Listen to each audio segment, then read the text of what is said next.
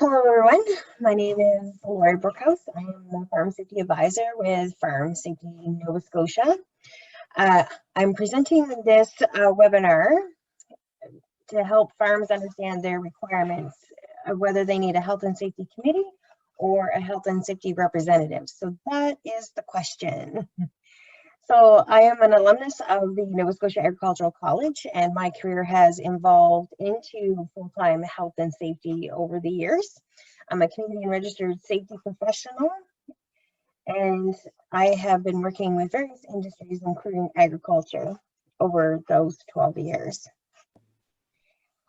This webinar is being recorded, so if you want a copy of this, I can send this out at the end of the meeting. As well as if you didn't receive a copy of the instruction sheet for the meeting minutes, I can resend that out as well. I did send that in the reminder email. Throughout the webinar, if you have questions, just enter it on your screen. There will be a little bar that pops up that says chat. Just enter it in the chat, and at the end, we'll have time to go through all those questions and answer them. I just want to give you a little bit of a disclaimer that this is just a brief overview of the Occupational Health and Safety Act requirement. So for full details, you always want to go back to the Act and read that in full. All right, so let's get started. So a little bit about Farm Safety Nova Scotia. We work with farms to keep their families and employees safe. We ensure you have the access to tools and resources that you need to operate safe and productive farms. We're not-for-profit society, and we're an industry-driven organization working in the best interest of its members, helping you. So today, our learning and performance outcomes are going to be basically finding out what your need on farm is, review those requirements, and then learn where to find templates for a policy, a meeting agenda, and meeting minutes. We're going to review a sample policy and the content that's required to be in the policy, review a sample meeting agenda and meeting minutes. We're actually going to run through to show you how to fill out those meeting minutes. It's actually quite simple. And then we're going to practice that a little bit at the end. So looking at occupational health and safety legislation, this is a link actually to the OHS Act, and in the Act, the Joint Health and Safety Committee requirements are sections 29 to 32, whereas the Health and Safety Representative requirements are under section 33. So we click on this, and hopefully you can see that. Everybody, just making sure you can see that. So as you scroll, and you can see in the index, it will show you where those requirements are, and you can see Joint Occupational Health and Safety Committee starts at section 29, and it goes to 32, and then the Health and Safety Representative is at section 33. So it gives you all the details of those requirements.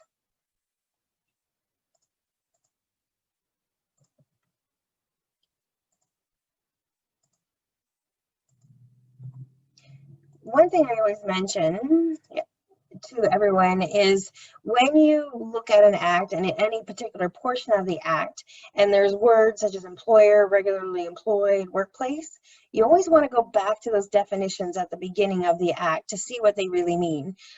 Each piece of legislation can have a different meaning. So if you look under traffic safety, employer could be one definition, whereas workplace can be another as well. So always go back to see what the definition means and if it applies to you.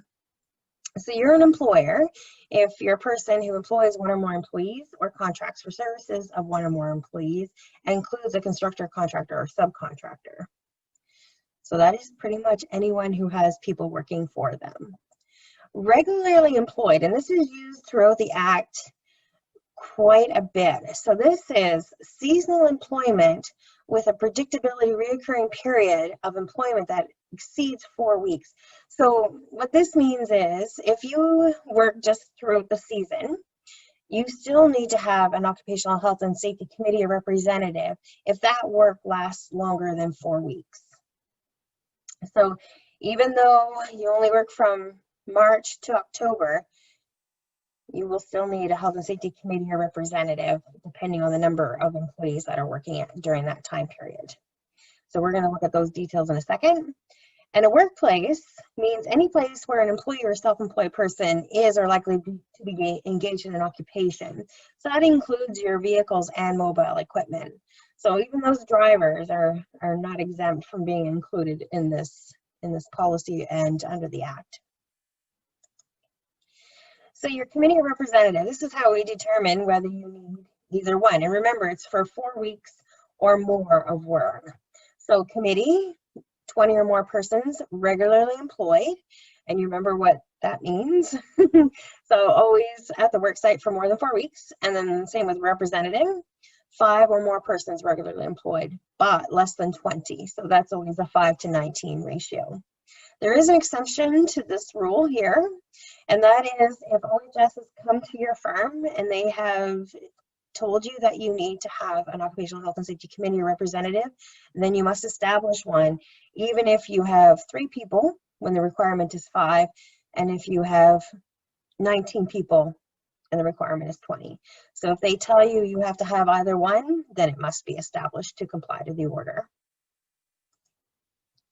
So the committee is half the members are made up of workers and the other half are made up of management positions or people who make management decisions. Could be supervisors as well if they make employer decisions on that line.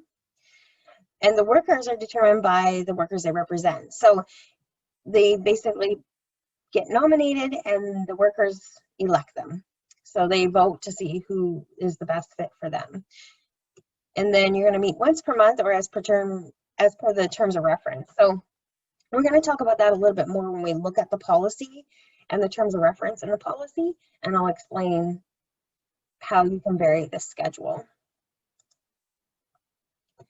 So included in the selection, you have to have 2 co-chairs in a committee. One is an employer representative and the other is a worker representative, and they hold the meetings.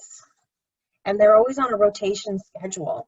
So if the employer representative holds a meeting this month, the worker representative holds the meeting the next month, and you're going to rotate continuously like that. So it's not always one co-chair leading the meetings. It's a shared responsibility.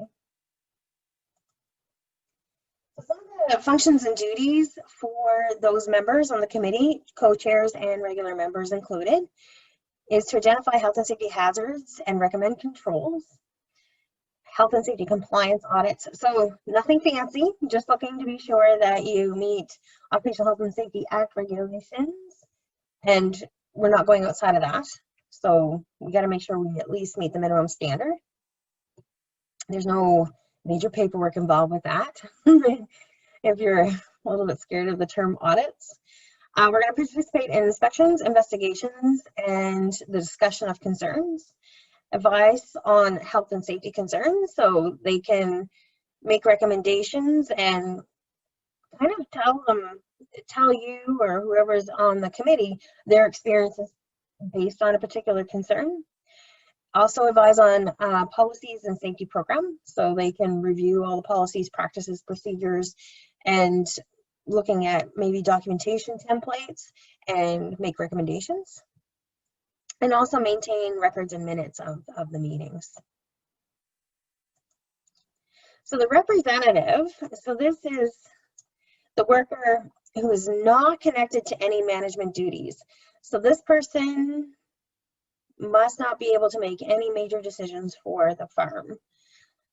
So you're going to have this person, if you have 5 to 19 employees that are regularly employed, so last longer than 4 weeks, and they're going to consult with the farm owner only.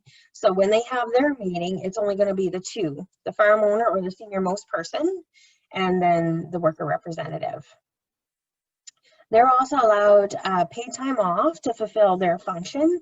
So that is to prepare for the meeting, have training to learn their new role as a representative, the time they spend meeting with the farm owner, and those are the same also requirements for committee members as well. They too get paid for their time associated with doing the duties and functions for the committee. And as you'll see here, the representative has all of the same responsibilities and functions as the committee. So recommendations are interesting. They have to be in writing. So recommendations are different from the meeting minutes. So if there is a recommendation for the farm to make a change, so for instance, most recently, anything to deal with COVID-19 exposure plan. So what are you going to do to prevent the spread of COVID-19 on farm? So if a worker requested of the farm to implement certain cleaning protocols, then this information would have to be put in writing to the farm owner. So that whole recommendation with detail will go to the farm owner in writing, and then the farm owner is required to respond back in writing within 21 days of that first letter being issued. And this response needs to include an acceptance or a decline of the recommendation and give reasons for that disagreement. And if they typically accept, then usually when they respond, there will be a deadline for the implementation of the recommendation. So the farm owner is required to provide to the Health and Safety Committee or Health and Safety Representative anything related to occupational health and safety. So if they've done any inspections, if they've done any monitoring on the farm, they've conducted any tests, compliance orders would be included in this. So all this information not only is to be provided to the committee and representative, but also to all workers on the farm. We also want to post a list of the current representative or committee members and how to contact them. So when a worker contacts a representative or committee member, it's not necessarily public information. So they can anonymously send an email, make a phone call, and that is not something that necessarily has to go to the committee of who presented a concern. Just the concern is presented. And then you're going to post the minutes of the most recent committee and rep meeting and keep them posted until the next meeting. Typically, I like to post at least 3 meeting minutes prior, so the current plus the last 2 meetings, so that people can trace the different actions that have been happening and to see how functional the committee is and if it's being effective. So here's building your policy and guide. So what I'm going to do, I'm going to click on this. Just make sure it's going to bring up the right screen. So this brings up the Farm Safety Nova Scotia website, and this is where I mentioned at the beginning where you will find the Health and Safety Committee and Health and Safety Representative templates for your policy or terms of reference, as well as agenda and meeting minutes. So you can click on either one of these and it'll bring up what I just listed. So you can see, if you want to do a screenshot, the address of this page. So this is under resources and a guide to your farm safety work plan and under workbook. So if I click Health and Safety Committee, it's just going to download here for a second.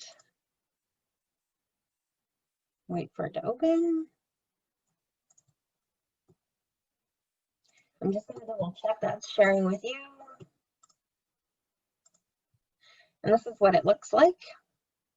So the first few pages are the actual policy, so you can see the commitment to, or from the farm to the workers on how this committee is going to function, and that there will be one established. And keep in mind, we're just focusing on committee at this point. So here we lay out the establishment of a committee, and as I mentioned before, more than 20 employees, and if it was designated by an occupational health and safety officer. Next, we have to lay out in our policy the membership. So we have to include our co-chairs, as you can see here. And I can make this a little bit bigger. So here's your co-chairs, how they will alternate at the meetings, that they're appointed, and then of course term of office. Now, term of office can be set by the firm. Now, when you have two co-chairs, I typically like to see the co-chairs sit on a committee for 3 years. The reason for that is it gives you enough presence at the meeting so that when you rotate your new members in, not everything is new. So other members, so you're going to have half your members employer representatives, half of your members worker representatives. So your co-chairs. So the member representatives, you can have rotating terms as well. So you can have half of those members maybe be 2 years and the other half 1 year, so that you will constantly have them rotating in and out, so that there isn't, again, a whole new committee being formed in any one particular year. You want to make sure your experience stays within the committee so that you're not always trying it within the first year to gain ground and establish where you want to be and how you want to function as a committee. You want to be able to continue to work and be effective. So the duties and functions listed, this list actually is many which came from the Occupational Health and Safety Act. So they actually have a full comprehensive list of what the committee members need to do. You can add to this list, but you probably shouldn't take away from it unless there's a condition that doesn't exist on your firm. Here is the establishment of the committee. So we do have to lay out our frequency for the meetings, as we talked about. So now this can change. So if you have a low incident or injury rate on farm, you may want to lessen the frequency to maybe every second month. I wouldn't go any less than that. You can do it every 6 weeks. It will just depend on truly that incident injury rate and any complaints that workers may have. You might want to do it more frequently as your incident injury rates go up. Your agenda, and I'm going to go through the agenda in a minute here as well, and again, it's just a guideline, has to be sent out approximately or posted 5 days prior to the meeting. So this gives the opportunity for the employees to make comments and add to the agenda, so they can add their own health and safety concerns and any initiatives perhaps they want to bring up to start on farm. Minutes, of course, must be kept and posted. We're going to talk about those a little bit in detail down below. Of course, you're going to hold these at an agreed upon location. And then, of course, you may hold an impromptu meeting, a special meeting, if there's something urgent that has come up on the farm. Maybe it was an occupational health and safety visit, and there's a concern that was brought up by them, or you just want to review that report as there's compliance, then you may want to hold a meeting outside of your normal meeting schedule. We list quorum in the terms of reference as well. We got to make sure at least half of the committee members are present at the meeting. Now, I get a lot of questions on how many members is good. And that is going to be up to the individual farm, but I do recommend not having any more than 12 members. It just becomes very difficult to be effective, and discussions can go on for a great deal of time, and recommendations can take a long time to form. So I recommend keeping it. So 6 employer members, 6 worker members would be the maximum. And then, of course, if you had a maximum of 12 on your committee to have quorum, you need at least 3 employer members and 3 worker members to be present. We talked about recommendations, so I don't think I'm going to go too much more in depth there. This is where the recommendations need to be made to the farm within 21 days in writing. Here are your meeting minutes. I'm going to show you in a minute how to fill out the sheet that we have as a sample. The meeting minutes need to be kept for at least 5 years. And they have to be readily accessible to not only the workers, but also any government officials like occupational health and safety. And then, of course, I mentioned posting at least 3 minutes, so the current plus the past 2 meetings, and they must be posted within 7 days of the meeting. So there's even timelines and timeline requirements for that particular document to be posted. We also talked about posting the name, location, and contact information of the members, and of course the meeting minutes. The rights of Health and Safety Committee members. So this is where we talked about the time they need to spend in the meeting, and then preparing for the meetings, carrying out the meeting, and any duties and functions in particular for that particular committee. Could be inspections, investigations, any initiatives that have been taken, documents produced, new policies developed, and then of course time off under the provisions considered to be also paid. So what that means, anything over and above but still related to the committee work is included. Training is also included here. In one of my next slides, we'll go through an actual free resource through the Canadian Council on Occupational Health and Safety, where you can take a health and safety committee meeting course that kind of helps you understand your duties and functions of being a committee member, but also how efficient committees are run. So it gives you a great information on, if you've had no experience before, on how to be a member. Here we have safety committee workplace inspections. So we talked about one of the duties and functions. So this will happen typically at least once per month, but typically prior to the health and safety committee meeting. So the information will be fresh, and then you can act on any initiatives right away. That's why we do it quite close to the actual workplace inspection.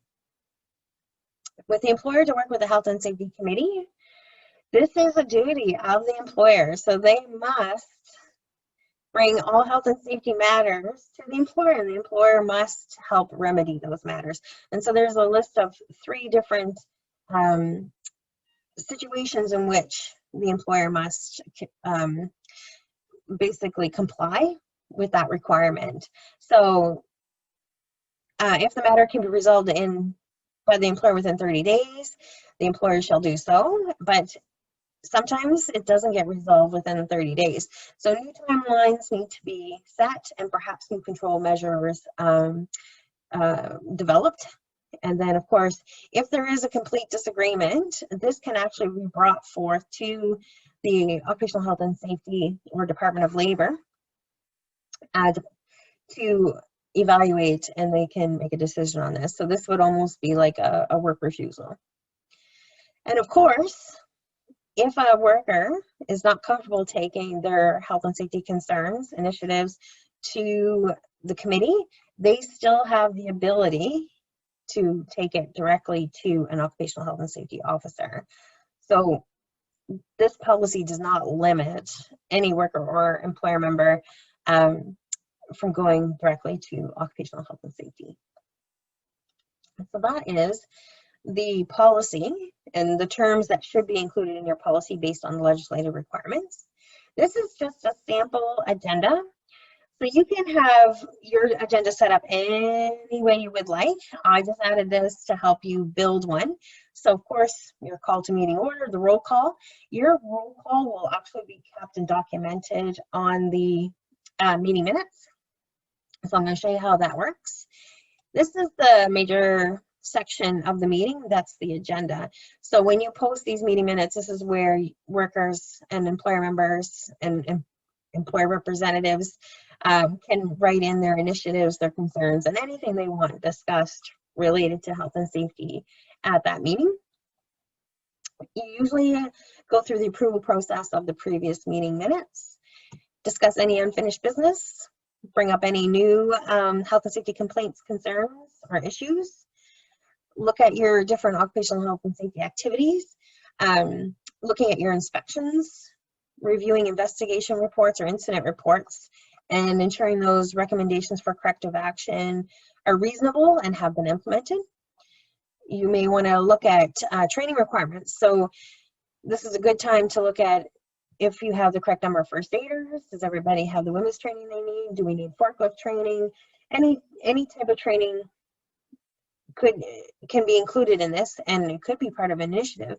Perhaps we do safety leadership training, so roles and responsibilities of supervisors and managers alone. Management requests of the representative committee could be listed here, or you can list them as part of the agenda. Status of your recommendations.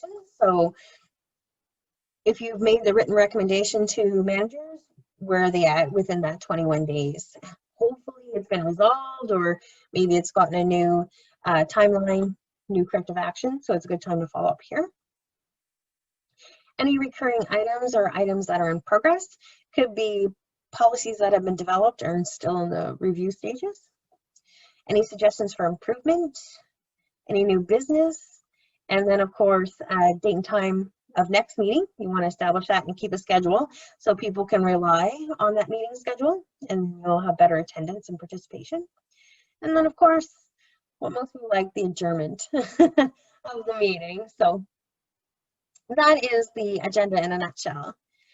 Here, which I sent out in the email prior to the webinar, are the meeting minutes instructions. So I'm going to scroll down and go through an actual meeting with you.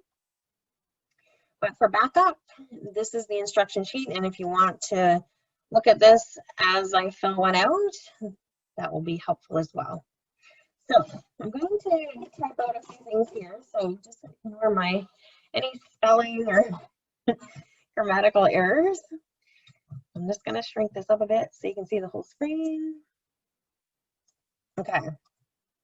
So up here would be the date, and so that would be today's date. So I'm not going to type that in because this is pretty self-explanatory. So when we get down here, that I'm going to really start laying it out. And then of course the farm name would be under employer, the address of the farm. Scope of work could also be commodity, but scope of work can be what your farm does in particular. So do you have drivers, harvesters, planters? It could be dependent on the season, because this could change throughout the year.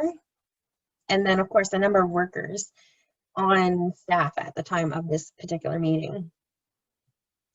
On this side, you would type in your employer co-chair and then all of your employer members. And then of course your worker co-chair would be on this side and your worker members. And as you can see, I have present and absent in both columns next to each of the names. It's important to document whether the person has been present or absent at the meeting.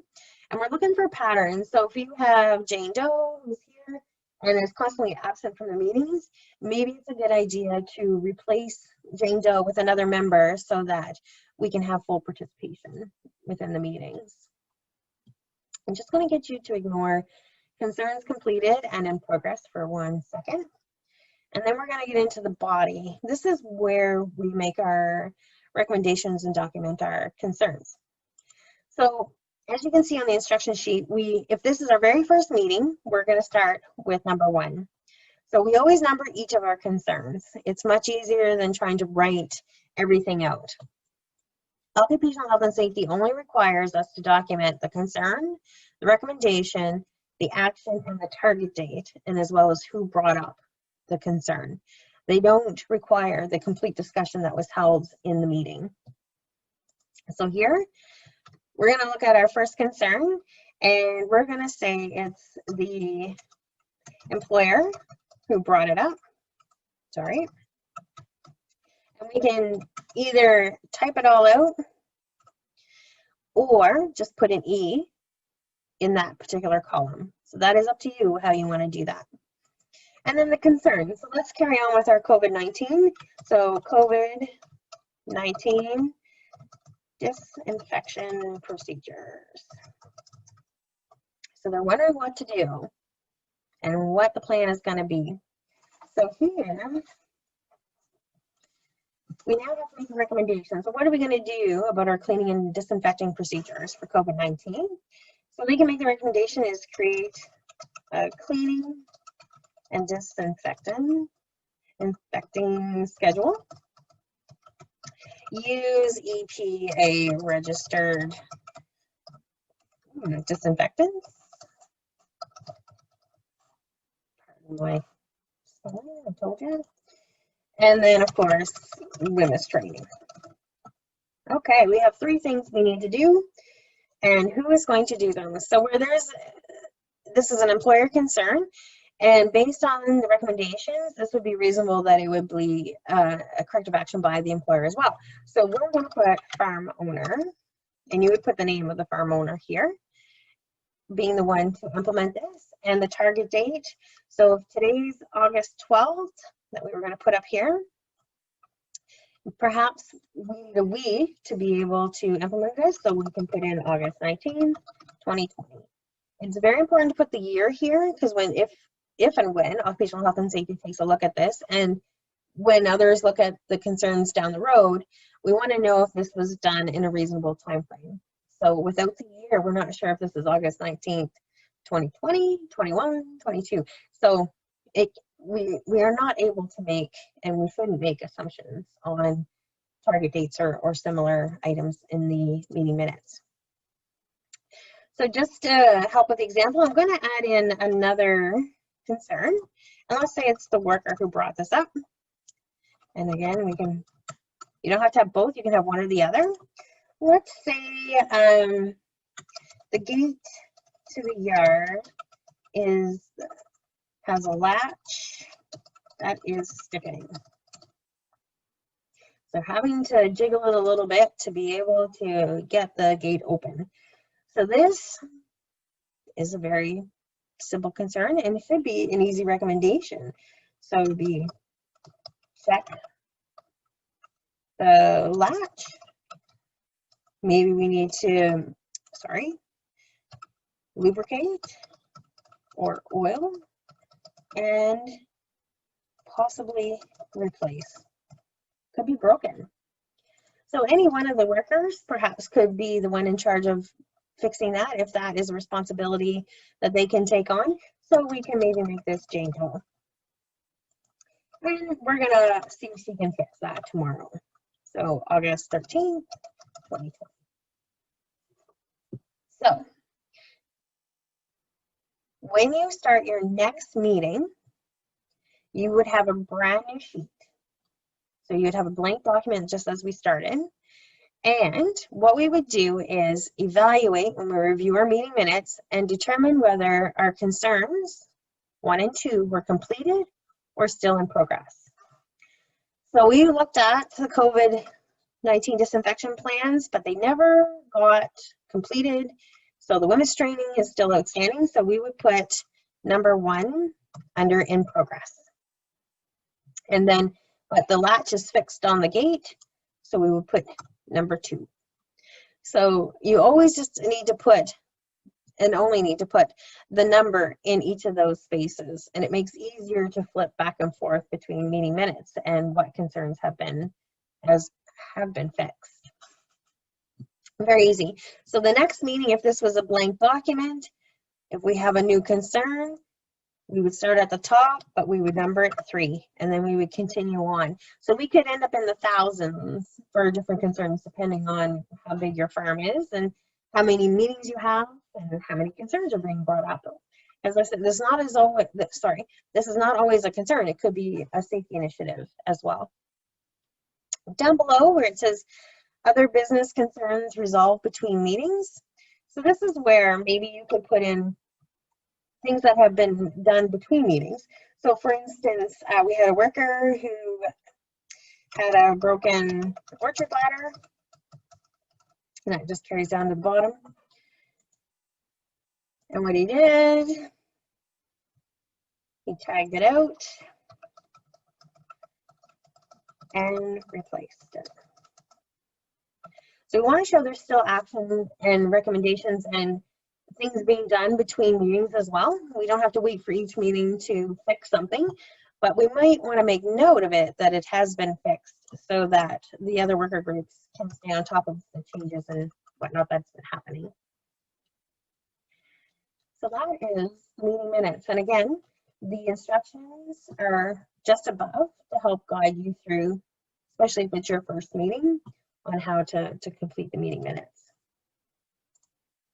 So I'm just going to go back to my PowerPoint. and that's where the meeting minutes come from. So as we looked at, when we looked at our terms of reference, we looked at policy statement, terms of office, duties and functions, the meetings and meeting minutes, recommendations, posting, the contact information,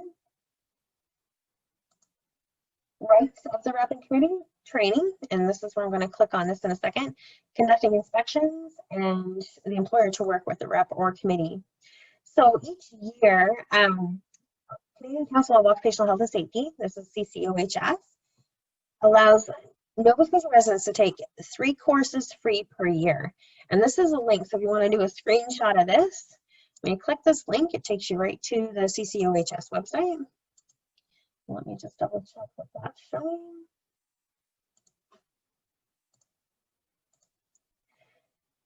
And then, of course, it gives you the courses that you're allowed to choose from to take for free.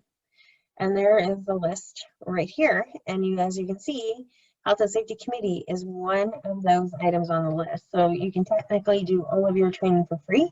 And if you're curious, you can do 2 others throughout the year as well.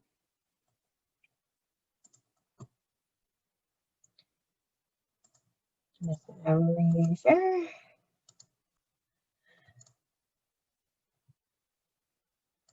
And looking at effective safety committees, I've mentioned this a lot. You want to make sure there's good representation. All the members fulfill their responsibilities, keep a rotating membership, and show results. Like, let people know and show them that you're active and you're making recommendations and implementing safety initiatives on the farm. This is very important. The next 2 slides are basically effective discussions. I've been in meetings where things can get out of hand a little bit quickly, and we want to make sure we keep our meetings precise and just in relation to health and safety issues, not human resources issues or disciplinary issues and things like that. So when somebody brings up a concern, we just want to validate the concern to say, is it a health or a safety issue that is on the farm? If it's a personnel issue, then that's not something we discussed during this meeting, but should be taken to management or a supervisor. Then we want to determine the problem. Is there anything wrong with leaving it the way it is? So sometimes we may want to bring something up, but depending on our time and resources, maybe it's not something we need to do right now. So before we even get into much further discussion, is there a need?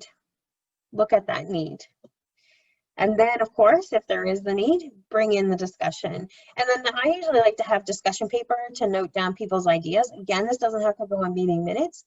I just keep those notes so I can go back and then formulate a summary, and then we can basically come up with recommendations based on those ideas.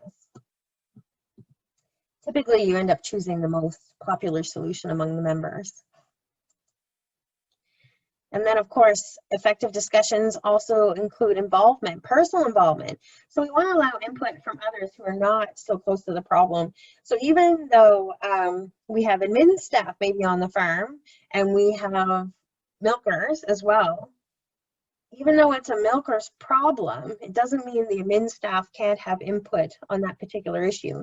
You'd be surprised at how often somebody who is completely outside of that particular task and has listened to the problem can come up with some very effective solutions, which brings us to our next effective discussion, making a recommendation and making sure it's specific and gives direction.